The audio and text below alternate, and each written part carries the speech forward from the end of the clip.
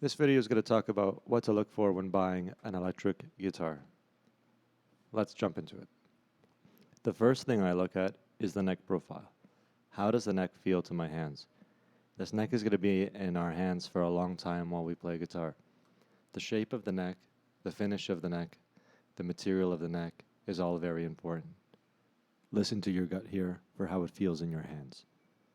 The next thing I look at is the action, which is the string height from the fretboard to the strings. If it's too high, it's not going to be playable. If it's too low, it's going to buzz. Adjusting action is a dance between bridge saddle height, nut height, and truss rod tension. From this angle, check out the fretboard. Is it twisted? Does it have a back bow, a front bow? I look at all the frets. I make sure all the frets are relatively leveled, as this is going to be a big part of playability in the guitar. Check out the bridge saddles, and the nut where the strings rest, and that they are free of obstruction.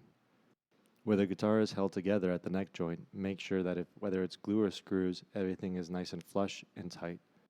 On the fretboard where the action happens, make sure that the metal wires, the frets, are nice and leveled, they're crowned, and that there are not going to be any abrasions against your fingers when sliding up and down. Making sure the frets are leveled, crowned, and seated are going to make sure that you get authentic tone reproduction of what you intend to produce, greatly increasing your chances of enjoyment.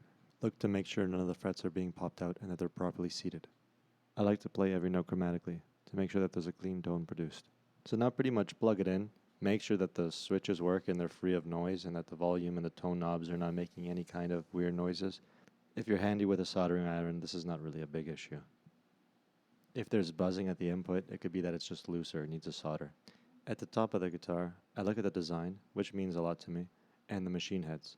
They keep the guitar in tune, so they're an important part of playing. And that's pretty much it. Good luck finding your guitar.